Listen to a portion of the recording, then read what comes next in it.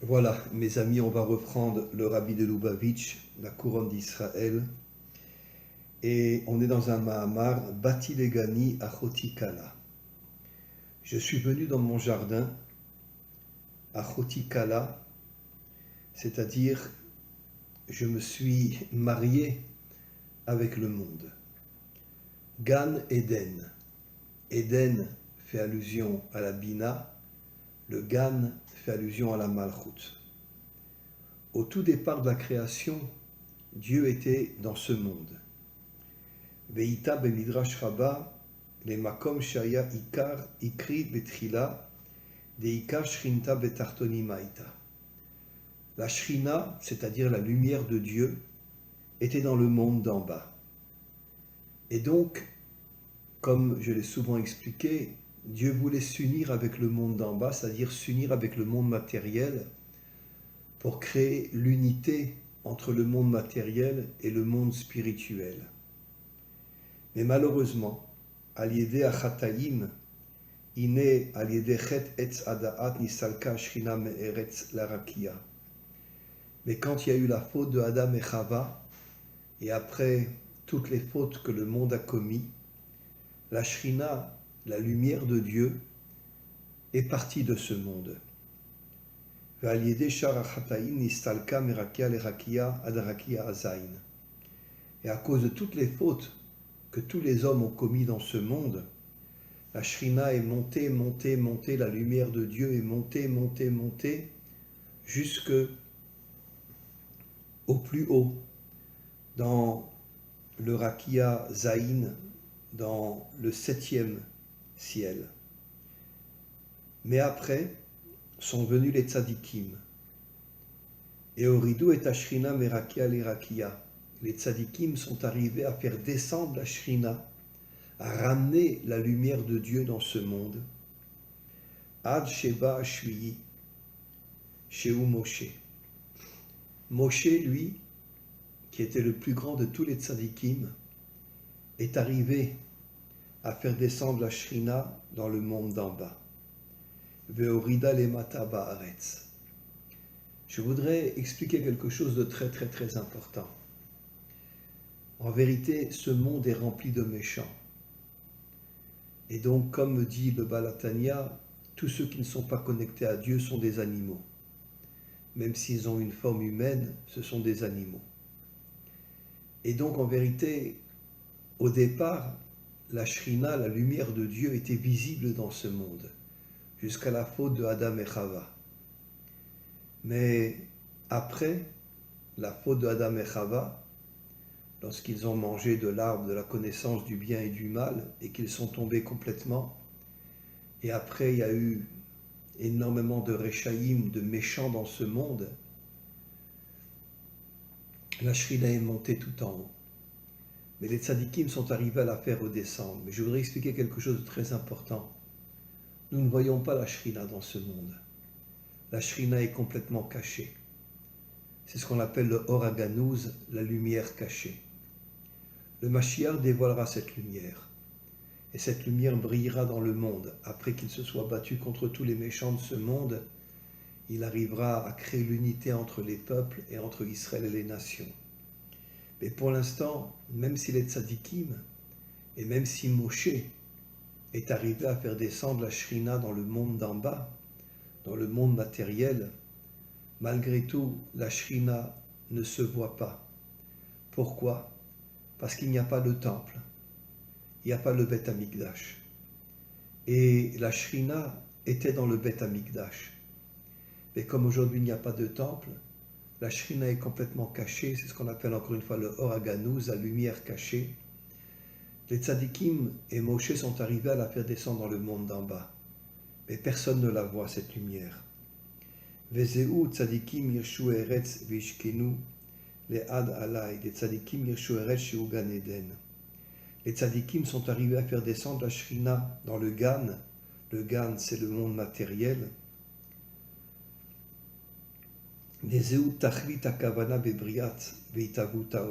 Parce que tout le travail d'Hachem dans la création de ce monde, c'était au départ qu'il n'y ait que des tzadikim dans ce monde.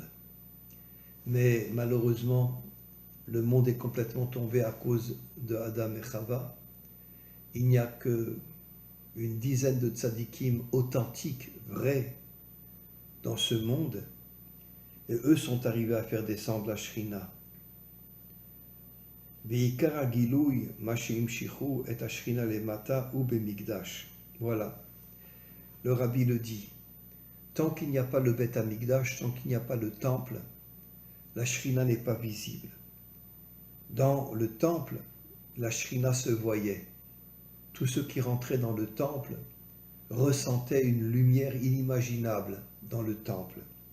Mais aujourd'hui, comme il n'y a pas de temple, la lumière est complètement cachée. Ve'asuli mikdash ve'shachanti betochan. Vous me ferez un sanctuaire et ma lumière sera dans le temple. Betocho lo ne'emar ela betocham. Betoch kol echad ve'echad me'Israël. C'est pas seulement dans le temple que la lumière de Dieu était, mais la lumière de Dieu se trouvait aussi chez tous les tzadikim authentiques, c'est-à-dire qu'en vérité le tzadik ressentait une lumière de Dieu en lui, quelque chose d'absolument extraordinaire. Al-Yedeh she'oved be'atzmo otam avodat shayu bemikdash, quand le juif étudiait la Torah, quand il accomplissait les commandements divins, alors il ressentait cette lumière à l'intérieur de lui. Al-Yedeh shochen bo ikar ha-Shrina, et la Shrina était dans la personne elle-même. Kemo shaya betrilat briat haolamot, comme il y avait avant la faute de Adam et Chava, que la lumière était visible dans ce monde. Venaase ikar dira batartonim.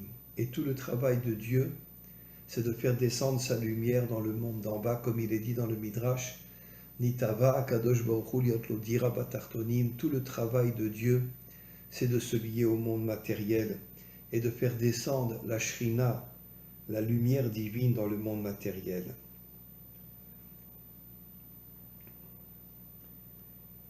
Degam avodat hakorbanot she'ayta bemikdash ekrivu behema gashmit ine gam ze hayta avoda ruchanit. Ici, le Rabbi dit quelque chose d'extraordinaire.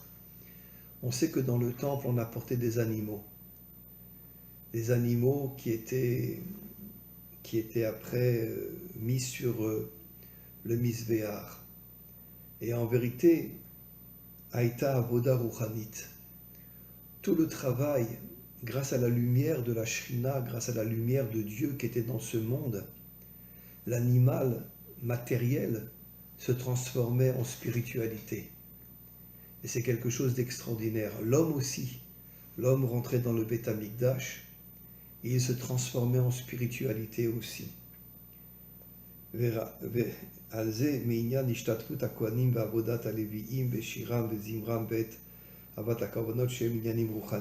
Et donc, on sait que ceux qui travaillaient dans le Beth Amikdash étaient les Kohanim et les Lévi'im. Et quand tu prends le mot Kohen et le mot Lévi, ça fait 50. C'est la Bina. Ça veut dire que dans le Beth Amikdash, et surtout dans le Kodesh HaKodoshim, dans le Saint des Saints, là où se trouvait la Torah, se trouvait la Bina. Et la Bina donnait des forces inimaginables à Israël. Et donc, quand le temple a été détruit, il a été détruit d'abord par les Babyloniens, après par les Romains. Israël est parti en exil. Le premier exil était en Babylone, après en Perse, après en Grèce, et puis après à Rome. Et aujourd'hui, ça fait plus de 2000 ans qu'on est encore en exil. Même si on est revenu sur notre terre, malgré tout, la majorité des Juifs ne sont pas religieux. Et on attend le Mashiach pour qu'il ramène les 70 nations adamiques vers Dieu et qu'il ramène Israël aussi vers Dieu.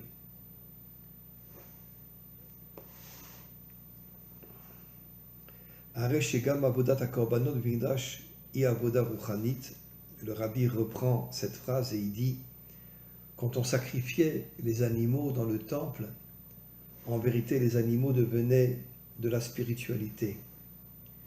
Umikol sheken avodat hakorbanot kemo shei bechol echad ve'echad b'Israël. Et chaque juif qui apportait un sacrifice, il savait que l'animal deviendrait spirituel. Ça veut dire en vérité, son âme, son nefesh plutôt, montait jusque dans le ciel. Et l'animal se transformait en créature spirituelle. Vezeu ma shekatuv betrilat parshat hakorbanot, Adam ki akriv miken korban Hashem. Il est dit, un homme apportera un sacrifice à Hachem. C'est quoi Hachem? Hachem, c'est la spiritualité, mais qui descend dans ce monde matériel. Et donc, l'animal, lui aussi, est d'une certaine manière devenu spirituel. N'oublions pas que le Baal HaTanya dit qu'il y a deux âmes dans le corps, l'âme spirituelle et l'âme matérielle. Et quand on arrive à unir l'âme spirituelle et l'âme matérielle devient elle aussi spirituelle. D'ailleurs, le rabbi de Lubavitch explique que, comme je l'ai souvent expliqué, que la malchoute, que le monde matériel se connectera au Keter, à la sphère la plus haute, et recevra la couronne du Keter, et à ce moment-là, la malchoute reviendra vers Dieu.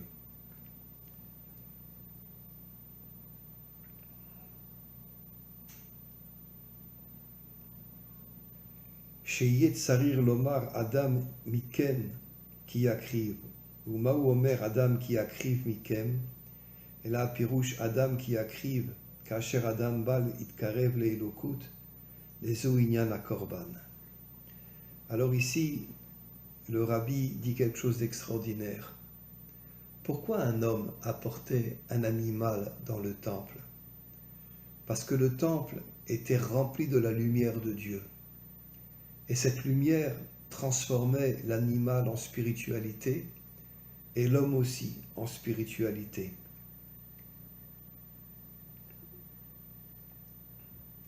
Des korbanot ou inyan kiruv hakochot ve'achushim.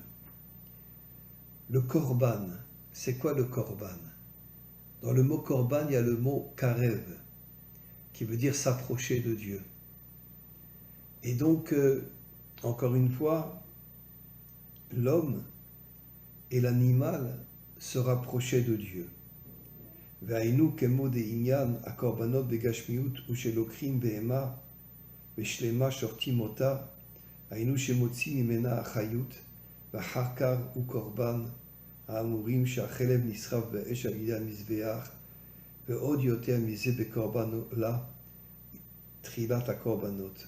Ici, le rabbi dit quelque chose d'extraordinaire.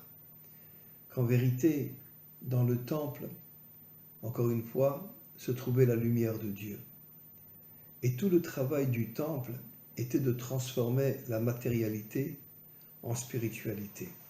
Mais en vérité, je voudrais expliquer quelque chose de très très très important. Ce n'est pas seulement la matérialité qui se transformait en spiritualité. C'est en vérité l'union entre la matière et la spiritualité.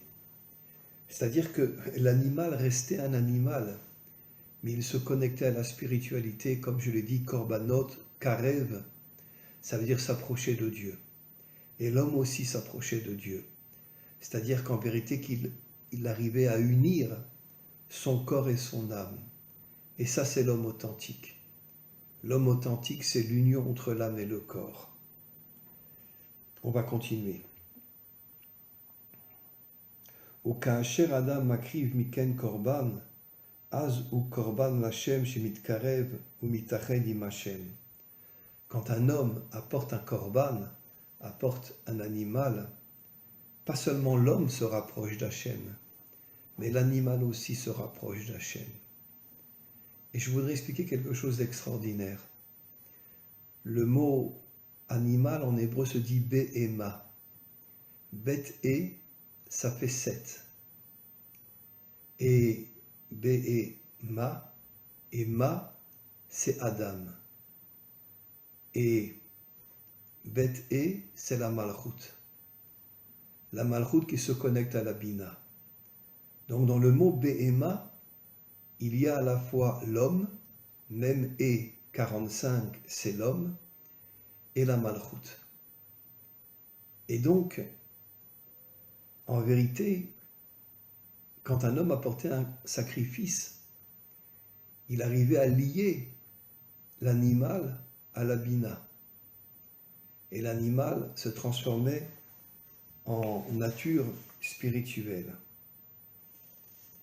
Et donc, je voudrais expliquer quelque chose de très très très important. En vérité, c'est pas seulement l'homme qui doit unir le corps et l'âme, mais au moment de la délivrance finale, quand le troisième temple sera reconstruit, on verra que finalement, c'est pas seulement l'homme qui arrive à connecter son âme et son corps. L'animal aussi arrivera à connecter son âme et son corps. Comme je l'ai expliqué, l'homme a deux âmes, l'âme spirituelle et l'âme animale. Et quand un homme étudie la Torah et accomplit les commandements divins et se connecte à Dieu, l'âme animale se connecte à l'âme divine. Et à ce moment-là, c'est quoi l'âme animale? C'est l'action. C'est l'action. C'est le corps. Et le corps se connecte grâce à l'âme animale. L'âme animale, c'est la malchoute et Adam. L'âme animale se connecte à l'âme spirituelle. Et à ce moment-là, on a une action inimaginable dans le monde, la purification de ce monde, l'amour dans ce monde, le respect dans ce monde. Cette chose n'existe bien sûr pas aujourd'hui. Aujourd'hui, il n'y a que des guerres, il n'y a que des maladies, des épidémies, et le monde ne veut pas d'unité. Chaque peuple essaye de détruire un autre peuple. Mais quand le Mashiach viendra, à ce moment-là, il y aura l'unité dans ce monde, le respect dans ce monde. Quelque chose d'absolument extraordinaire. Et donc on va continuer. Omnam kamshir yilbonen b'ma'amado matzav v'datet lenafshi lepamim rabot yir'a v'yochiach degam afilu im ka'et eno ba'al avera. Lorsqu'un homme rentre dans le Beth Amikdash, dit le rabbi de Lubavitch, il a une crainte inimaginable. La crainte, c'est pas la peur. La crainte, c'est en vérité le respect de Dieu. Le respect de Dieu, ça veut dire quoi? Ça veut dire que je rentre dans le Beth Amikdash, je découvre la lumière de Dieu dans le Beth Amikdash, je la vois avec mes yeux, quelque chose d'absolument incroyable, et donc je crains Dieu, c'est-à-dire en vérité, je respecte Dieu. והנה חטאתי נגדי תמיד, וחטאותיו שעשה במשך ימי חולדו בהם גם אלו שעשה קודם בר מצווה. Et toutes les fautes, quand on rentre dans le Beth Amikdash, tombent complètement. Elles tombent complètement. Le Beth Amikdash est un lieu où l'homme s'unit à la spiritualité. Et quand il rentre dans le Beth Amikdash, il oublie toutes ses fautes et il ne veut plus en faire. Pourquoi il ne veut plus faire de fautes? Parce que le Beth Amikdash est quelque chose d'absolument incroyable. On sait que les 70 nations adamiques rentreront aussi dans le Beth Amikdash de nombreuses fois pendant, on pourra dire, l'éternité. Et je voudrais expliquer ce que sera le troisième Beth Amikdash. Quand le Mashiach reconstruira le troisième Beth Amikdash, le premier Beth Amikdash fait allusion à Abraham, le deuxième à Yitzhak, le troisième à Yaakov. Yaakov, c'est l'unité, Tiferet.